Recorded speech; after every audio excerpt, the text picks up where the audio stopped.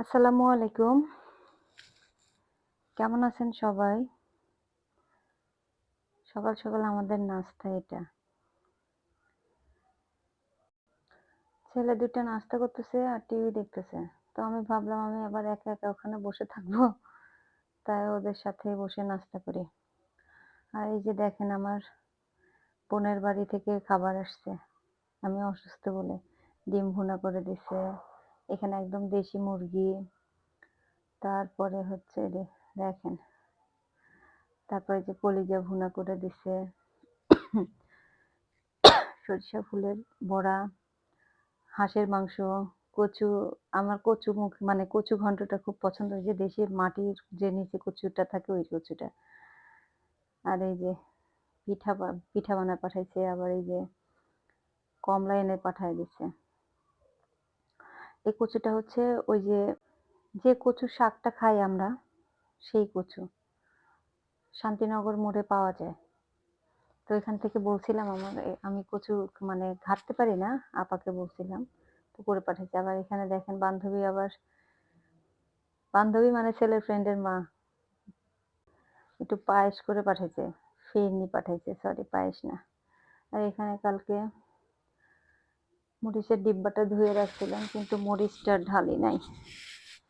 এখন ওইটাই ঢালবো। রান্না বান্না করব না। শুধু সরিষা ফুলের যে বড়াটা আধা ভাজা করে দিছে ওইটাকে একটু ব্রাউন কালার করে নেব। তো ভাবলাম যে মরিচটা আগে ঢেলে নিই। ওদিকেও করতে বসায় দিছি, ভাজতে দিছি। আর এই তো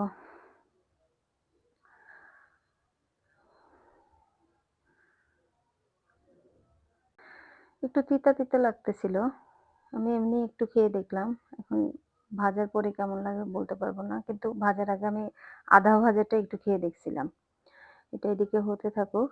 এখানে যে পিঠা পাঠাইছিল সেই পিঠার ছোট বাটিটা রেখে দিলাম খাওয়ার জন্য।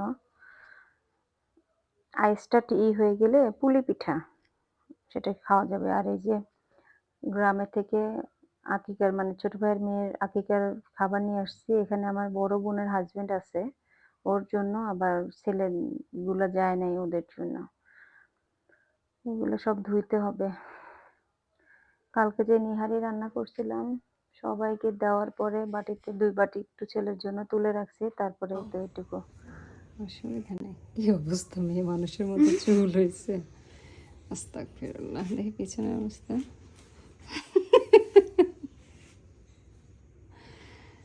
ইস, কত বড় বড় চুল হয়েছে। চুল কাটতে চায় না আমার পাগলাটা। চলো চুল কাটাই নিয়ে আসি।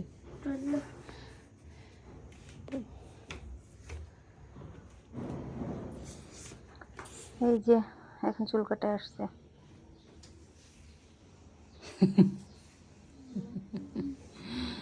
চুলগুলো কাটে ভালো লাগতেছে। আল্লাহ,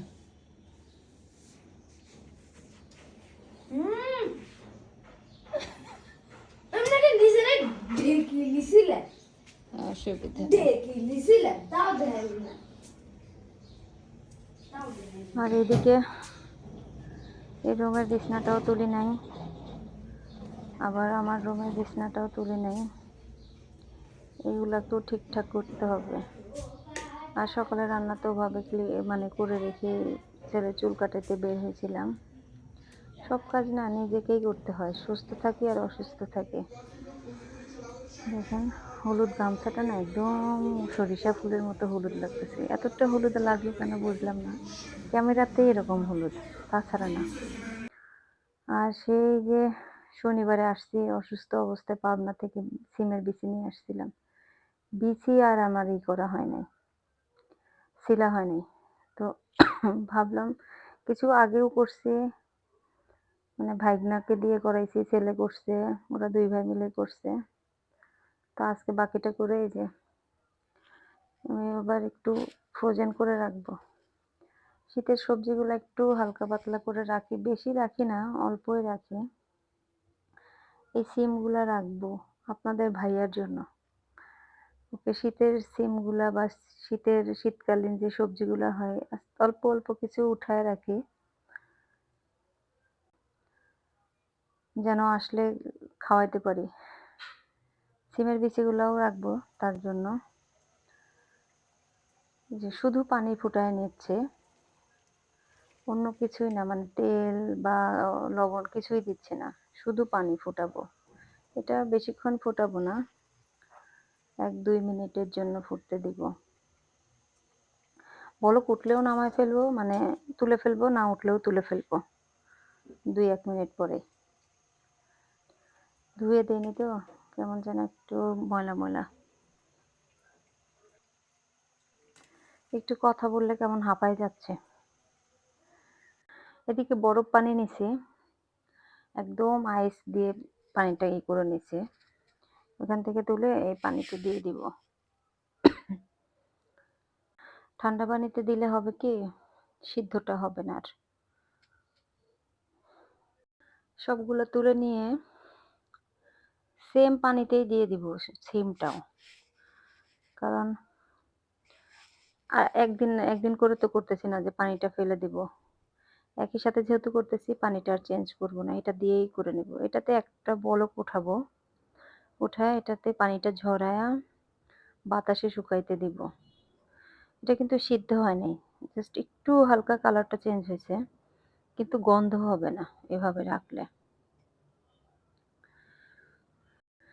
হাসব্যান্ড প্রবাসে থাকলে কত কিছু করে রাখতে মন চায়। এটা খাওয়াই না, ওইটা খাওয়াই নাই। সবকিছু একটু, একটু করে খাওয়াবো। আপনাদের ভাইয়া অবশ্য সবজিটা কম খায়, একেবারেই কম খায়। সবজি দেখলে তার মেজাজ খারাপ হয়ে যায়। সে শুধু মুরগি, মাংস এগুলো খেতে চায়। মাছটা আবার রান্না খায় না। মাছটাও ভাজি, একদম ফ্রাই। ছেলেও হইছে একরকম। এরা সব একই রকমের। মাছ রান্না খাইতে চায় না। ওড়নার সাথে একবারে কালারটা মিশে গেছে। যাই হোক, এখন ফ্যানটা একদম ফুল করে ছেড়ে দিব। এটা একটু শুকাইলে সিমগুলাকে এই ডালাটার মধ্যে করে দিব। মানে ছড়ায় দিব সারা রাতের জন্য, ফ্রোজেন হওয়ার জন্য। তা না হলে ওই মানে সবগুলা সিম একসাথে লেগে যাবে। আর আলাদা, আলাদা হয়ে যাবে। এভাবে দিলে আমি সবগুলা সিম একসাথে রাখতে পারবো পরে। আর একটা, একটা করে আমি করতে পারবো। আর যদি আমি একবারে এখনই বক্সে ঢুকায় ফেলি তো পুরো আইস হয়ে যাবে। রাখবো কিভাবে দেখাচ্ছি। প্রচন্ড ঝামেলার কাজ এগুলা। এই সিমগুলা আমি গ্রামের থেকে নিয়ে আসছিলাম। আমার বড় জেঠি দিছিল। ওনাদের মানে চালের উপরে, টিনের উপর দিয়ে হয়ে গেছে, ঘরের চালের উপরে। তো এগুলাতে কোনো ফরমালিন নাই, কোনো মেডিসিন নাই, কিছুই নাই। মানে সার বিষও দেয় না। গ্রামের মানুষ তো সার বিষও দেয় নাই। জেঠি বলতেছিল যে এটার ভিতর কোনো সার বিষ নাই। এমনিই হয়েছে গাছটা। মানে কয়টা বিচি লাগায় দিছিলাম, গাছটা হইছে। তো আমি ভাবলাম যে এই সিমগুলাই তাহলে রেখে দেই। তাছাড়া অন্যান্য সময় তো বাজার থেকে সিম কিনে এনে তারপরে রাখি। আচ্ছা, আমি সিমের মধ্যে ফুটানোর সময় কোনো তেল দেই না। আমি একটা ভিডিও থেকে দেখছিলাম যে উনি তেল দিয়ে তারপরে হচ্ছে এভাবে রাখে। তো আমিও চিন্তা করলাম যে এভাবে এবার রেখে দেখি কেমন হয়। গত বছরের সিম অবশ্য, সিমের বিচি কিছুটা এখনো আছে আমার ঘরে। আমি যেভাবে রাখি রেখে দেই ওভাবেও গন্ধ হয় না, কিছুই হয় না। তারপরে এই যে আপনাদের ভাইয়া যখন আসে তখন আমি এই যে ব্যাগগুলা নিয়ে আসায় রাখি। আনলে দেখা যাচ্ছে যে আমার সারা বছরের জন্য হয়ে যায়। এই বিচিগুলা ৩ ভাগে ভাগ করে ৩ পলিথিনে রাখবো। কিছুটাতে একটু কম রাখবো। তারপরে এই তো এখন রাখবো। দেখেন আমি সিমগুলা কিভাবে রাখি। আর বিচিগুলা তো প্যাকেটের মধ্যে রাখছি, মানে প্যাকেটের মধ্যে করেই থাকবে। আর কোনো দিব না। এই ব্যাগগুলাতে হয় কি বাতাস ঢোকে না। আবার ভালোও থাকে। আমি অবশ্য মাছ মাংস রাখি না এই ব্যাগগুলাতে। কারণ মাছ মাংসটা আসলে ব্যাগগুলা হয় কি যে ব্যাগ এই নরমাল পলিথিন গুলাতে রাখি। কারণ প্যাকেট করে, করে ওভাবেই রাখি। যেন হচ্ছে ছিঁড়ে ফেললে ওই পলিথিনটা বাদ হয়ে যায়। এটাও ছিঁড়ে ফেলবো, এটাও যখন করব তখন ফেলে দিব। এই যে সিমগুলাকে এভাবে রেখে দিব। পরে যখন বরফ হয়ে যাবে মানে আইস জমে যাবে তখন একটা, একটা করে ওই যে বক্সে অথবা আ ওই পলিগুলাতে রেখে দিব। এটা কালকে রাখবো, কালকে দেখাবো। তো আজকে এই পর্যন্তই। সবাই ভালো থাকবেন, সুস্থ থাকবেন। আমাদের জন্য দোয়া করবেন। আমিও আপনাদের জন্য দোয়া করি। আল্লাহ হাফেজ। আসসালামু আলাইকুম।